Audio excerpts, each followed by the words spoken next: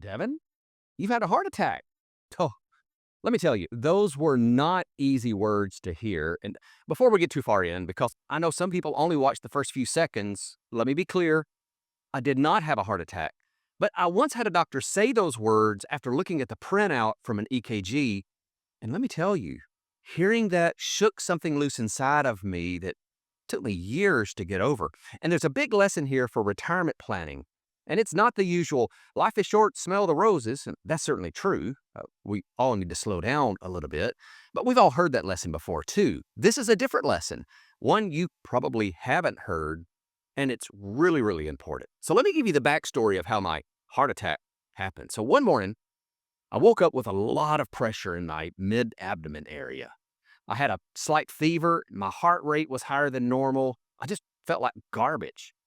And then by the afternoon, the pain had gotten a little worse. So I decided, okay, it's time to go to the doctor.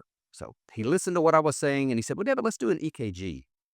Now, I remember looking at this machine thinking, where did he get this? It looks like it must have come from a clinic garage sale or something. I mean, at that time, it looked like it must have been at least 30 years old. So they did the EKG, and when the doctor came in with the results, his words are burned and etched into my memory when he said, well, Devin, you've had a heart attack. And he looked at it for just a second, and then he said, well, hang on, I don't know. Needless to say, all I heard was the first part. And then he said, you know what, let's be cautious. Let me send you to the hospital. Let's get a full cardiac workup done. And then I stayed maybe a couple of days there. And they did the nuclear stress test. They did all of this stuff on me. And the cardiologist said, Devin, your heart's fine. But I have to admit, the words had already done some damage here. And what I didn't know at the time, and I've only learned years later in talking to a cardiologist, is that every EKG that I ever have will show what looks like a prior heart attack. And that's something because of Q waves that admittedly I don't fully understand. But the cardiologist explained to me that the EKG software will always flag this as a problem. And that's where the lesson for retirement planning starts, because a trained specialist knew to look beyond what the machine was saying. And it knows those Q waves in my case are actually indicative of a healthy heart, not one that's been damaged from a heart attack. So the machine can only give data, but it took the expertise to be able to look at it and interpret it correctly. So even after I left the hospital with those excellent results, I have to admit that that scare stuck with me. It scarred me a bit, and I developed some health anxiety and avoided going to the doctor for the next 10 years. But then about 5 years ago, it struck me after some encouragement from my wife that, you know what, I owe it to my family and the clients who have trusted me to guide them through retirement to face my health anxiety head on. So I started doing my regular checkups with my labs. I started doing some early screenings like the calcium scoring of my heart, some echocardiograms, things like that that are available, for a nominal price that will tell you a lot of information.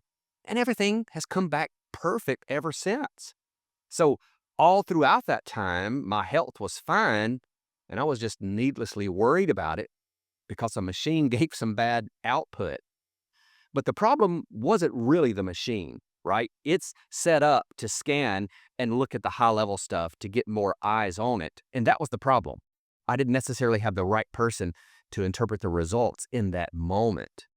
So if I'd had someone from the start who could look past that raw data and understand and then explain what was really going on, I probably could have avoided years of unnecessary worry. And that's where the connection to retirement planning comes in, with maybe a seemingly disconnected story, but one that has a lot of the same issues. So years ago, as my practice was starting to grow, I hired a CFP on a contract basis to help me with some overflow work. Now, he wasn't brand new to the industry. He'd been practicing for about 10 years, but he hadn't experienced the growth that he had wanted, and he was looking for some side work. So the first plan that he sent me was for a client that wanted to look at Roth conversions. And the report that he sent me was that typical 80-page PDF with pretty charts and graphs and happy couples walking down the beach that I talk about quite often. But even I couldn't fully get a grasp on all of the data. For example, the report didn't clearly show why Roth conversions were beneficial. It just showed the client converting up to a certain bracket. But the real problem was that there were some things that were either completely missing or just not obvious that I knew this client would ask me. So I asked the financial planner, in these Roth conversions, where are the taxes being paid from? And his response was, well, I don't know. The software doesn't tell me that. So in other words, he could enter numbers, he could print out the charts, but he didn't really understand what was happening beneath the surface. He was just reading the machine. And that's when it hit me. Just like that EKG in both medicine and retirement planning, the machine can only give data. If the person reading it doesn't know how to interpret it, you could end up with bad conclusions that do some real damage. And sadly, this isn't uncommon. There are a fair number of advisors out there who rely on software to give the illusion of planning, but what they're doing is really planning light. They check a box, they print an output, and they hand it to the client without ever questioning what's under the hood. And needless to say, this is not the type of planning that's going to make sure your retirement is well structured and tax efficient. So I would encourage you to dig in a little if you're thinking about hiring an advisor, or if you already have one to do planning for you. I know that not everyone is like this, but at my firm, we serve a very analytical client, and they are not afraid to ask the question, why? Now, I think that's a short but extremely powerful question that you can ask to dig in and see if the advisor you are talking to can get beneath the surface, or if they're just reading the output from the machine. And here's a few questions that I would use to get in and try to suss this out for yourself. So the first is, so how does my overall retirement plan actually drive the asset allocation that you recommend for me? Now, the right answer here is that the plan should clearly illustrate your distributions, which in terms forms your capacity for risk. This is why I often say that I just simply don't understand how someone can recommend an asset allocation without first having a plan to reference. Then the second question is, why would I draw from taxable accounts first instead of my IRA, or maybe the other way around, or a combination of those? Here's the simple truth that sometimes it makes sense to follow the conventional wisdom of taking from taxable accounts first and then pre-tax accounts, but not always. That is the default in most planning software. The default, though, doesn't mean that's the right way. The right approach depends on your asset mix, your income needs, and the other income that you already have coming in. It can make a lot of sense to take from the pre-tax first, or to do a blended approach as well. Another question is, why do you recommend this particular Social Security filing strategy over some of the others? Most planning software is going to default to having the higher earner file at 70 and the lower earner filed at their full retirement age. And in some cases, that's not the right answer. It is sometimes, but not always.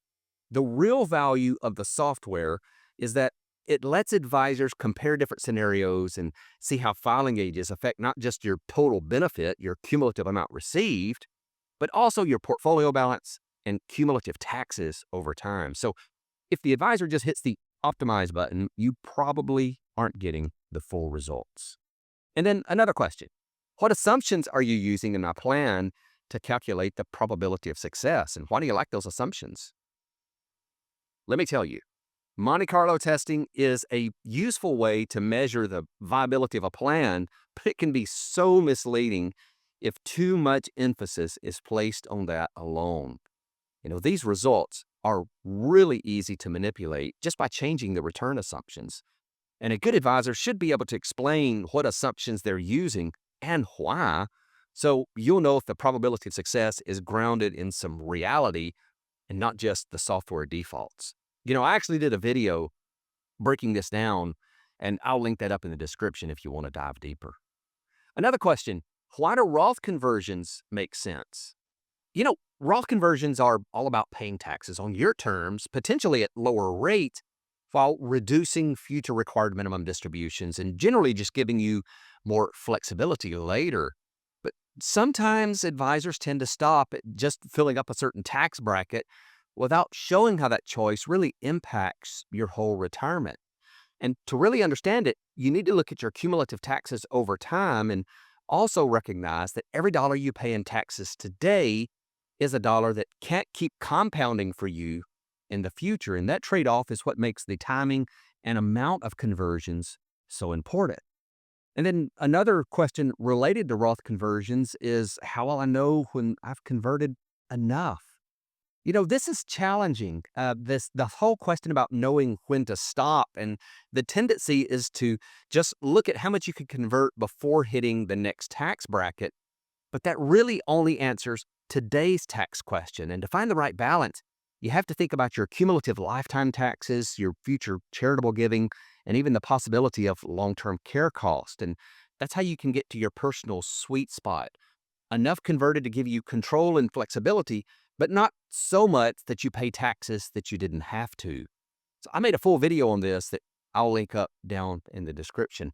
And there's probably some other questions that'll come up in conversation, but if your advisor can answer these clearly and confidently with data, by the way, and not just rules of thumb, you're probably in good hands. But if they stumble or they just recite some conventional wisdom, that ought to be a red flag, because remember, the machine can only get data. It takes expertise to interpret it correctly, and your retirement deserves expertise. Oh, and also, if anyone drops a "get well soon, Devin," or "sorry to hear you had a heart attack" comment down below, we're all going to know they didn't watch the full video. But if you're still here, you did. So thanks so much. Have a great week.